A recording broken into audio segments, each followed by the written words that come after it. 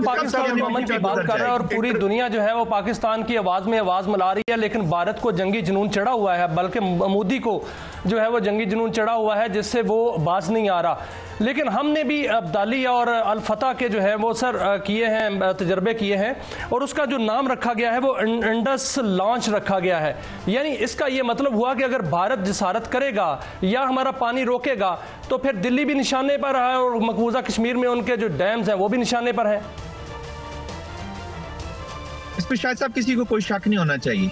अब वो समझ रहे हैं कि अगर हम कश्मीर के पहाड़ों तक या राजस्थान के सहराओं में ही जंग रखेंगे और मेन इंडिया ठंडे एसी वाले कमरों में बैठकर और ये गोदी मीडिया जो है ये वॉर मॉन्गरिंग करके और अपनी फौज की और अपनी तबाही उन्होंने, तो ये जंग जाएगी उन स्टूडियोज तक, ये जंग जाएगी अब उन घरों तक जहां पर ये सोचें पनप रही हैं, तो ये जाएगी उधर जहां पे उनको भी पेन होगा। देखिए आज उन्होंने हर पाकिस्तानी को टारगेट किया जी, एवरी सिटीजन ऑफ पाकिस्तान इस वाटर मनूवर के बाद डायरेक्ट निशाने पर इंडिया के हर पाकिस्तानी इस वक्त बॉम्ब बन चुका है जी।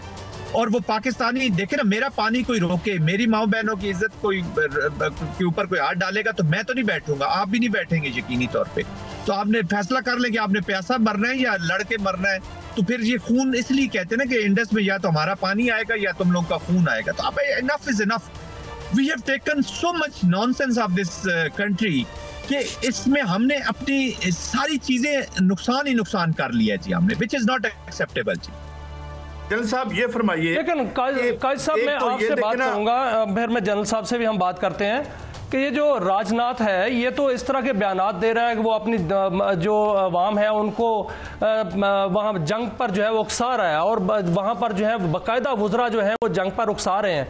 ये किस तरफ लेके जा रहे हैं इस पूरे खित्ते को, पूरी अवाम को और भारतीयों को? क्या ये अपनी अवाम को, अपने फौजियों को मरवाना चाहते हैं? नहीं, मैं जनरल साहब को इसमें इन्वॉल्व करता हूं और मैं थोड़ा एक पर्सपेक्टिव से बात करता हूं।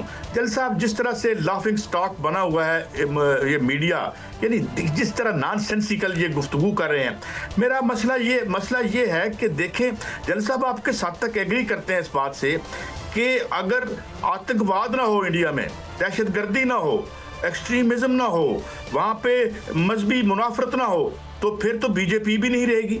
Don't you think it is very fundamental to the existence of the so called political party which is in power for the third tenure in row? तो ये तो उनके लिए एसेंशियल है, ये तो अजाब हमारे लिए जब तक हम इसे सीरियसली नहीं निपटते। जनरल साहब बिल्कुल काजी साहब 100% आप सही कह रहे हैं। देखिए ना, मैं अपनी बात तो नहीं करता, चले अब पाकिस्तानी पर्सपेक्टिव आ जाएगा, एक एंगल आ जाएगा, लेकिन 2024 की एवेल्यूएशन रिपोर्ट पढ़ लें यूनाइटेड नेशन की, जो कहती है कि जी हेट में 86% इजाफा हुआ और Muslims are the main target, 76% is against the Muslims.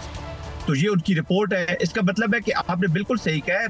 देखिए इस वक्त भारत के बीच में Bharatiya Janata party is just like the liquid party in Israel. ये फंडामेंटलिस्ट हेट और नफरत के ऊपर ही अपनी सियासत कर रहे हैं। और फॉर राइट ने इसलिए तो देखे ना उस पीस प्रोसेस को, या पीस जो सीज फायर, जिसको खैर मैं मानता नहीं हूँ वो सीज फायर तो ऑपरेशनल पॉज ही था, तो उसके बीच में उन्होंने जिस तरीके से अप्रोच किया है, तो ये हेट आपने बिल्कुल ठीक कहा, इनकी ideology is based on the hate.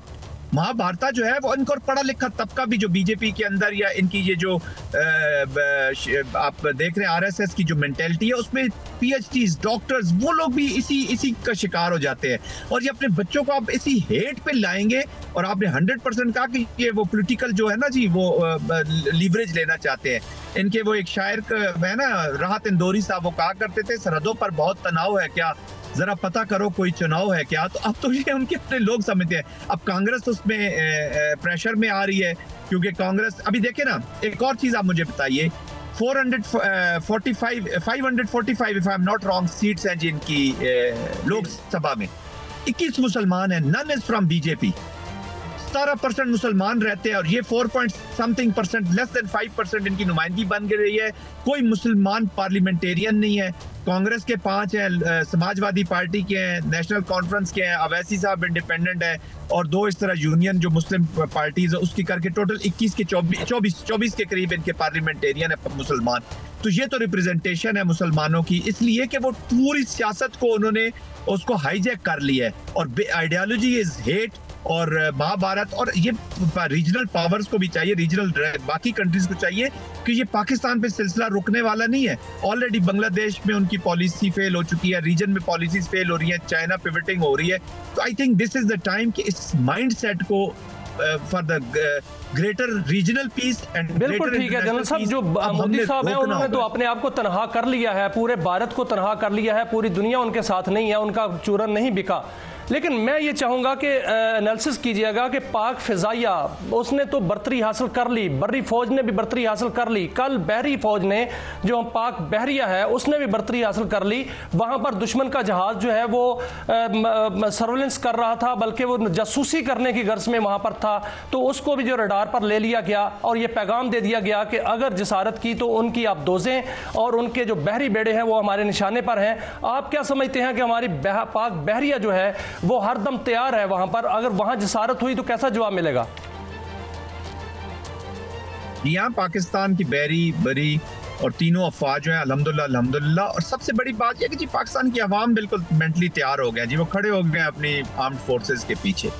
और जब नेशन की विल शामिल हो जाए तो फिर आपकी कैपेसिटी कैपेबिलिटी वैसी एनहांस हो जाती है। अल्हम्दुलिल्लाह पाकिस्तान बैलेंस है जी, पाकिस्तान कुड प्रो को प्लस जवाब देगा। अब आपने बहरी फौज की बात की है तो अल्हम्दुलिल्लाह इन्होंने अभी भी मॉनिटर किया। आपको याद होगा कुछ साल पहले इन्होंने इनकी एक सबमरीन पिक कर ली थी, जिसमें शॉक उनको लग गया था कि इन्होंने कैसे पिक की है।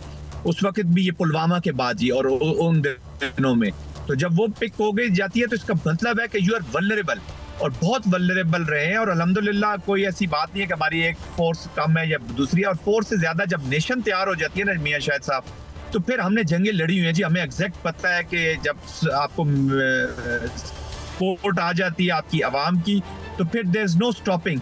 फिर हमने 80 साल से अभी देखिए कि मुल्क के खिलाफ तैयारी की है, उधर हमने एक रहनुमाई कीजिएगा। एक क्योंकि आप जनरल हैं और मिलिट्री स्ट्रेटजी आपसे बेहतर कौन समझ सकेगा। ये जो मिसाइल आए हैं, हाइपरसोनिक आया है, इन्होंने अददी बर्तरी को क्या ऑफसेट नहीं कर दिया? यानी अब यमन बैठ के वहां पे उनका नाक में दम करके उसने इजराइल का रखा हुआ है। और जब से ये मिसाइल्स आए हैं और ये जो वारफेयर है, इसमें जो अददी जो अक्सरियत है, ये अब क्या ये इतनी मैटर करती है in the face of all these new weaponry जो आई है इसमें? weaponry and professionalism of the armed forces and the people of the country, ये बहुत ज्यादा मैटर करते हैं जी। इन अ वे कि आप देखें ना, वेपनरी इन अ वे के नंबर इसलिए मैटर नहीं करता, वरना वाशिंगटन की जो एप्लीकेशन है 20 सालों की अफगानिस्तान में, वो इनिशिएट तो वाशिंगटन ने किया with all their might and हर चीज के साथ, उनसे बड़ी माइट तो कोई, और उसका एंड ऑफ द वॉर किसने लिखा? पगड़ी पहने वाले तालिबानों ने। तो एंड ऑफ वॉर यहाँ पे भी देखें, इसलिए मैं कह रहा हूँ कि ये उनकी भूल है कि ये वॉर अगर वो फैलाएंगे तो सिर्फ हम कश्मीर में अपनी लोग दोनों तरफ बेचारे नुकसान में रहेंगे, या राजस्थान के सहराओं में रहेगी या पहाड़ों पर रहेगी। फिर इट विल गो डीप। आपने 450 अब्दाली का तजर्बा किया, 450 किलोमीटर का, फतेह का आपने अभी करके दिखाया है। चीफ ऑफ आर्मी स्टाफ जो है वो स्ट्राइक कोर की ट्रेनिंग विजिट कर रहे हैं। तो ये सिंबलाइज करती है कोई चीज ना कि Pakistan will take this battle to the deep, जहाँ पे वो सोच भी नहीं सकते। उनका अपनी फिनेस थी कि वो सरप्राइज देते पाकिस्तान को, लेकिन उन इस तरह की जो लीडरशिप है।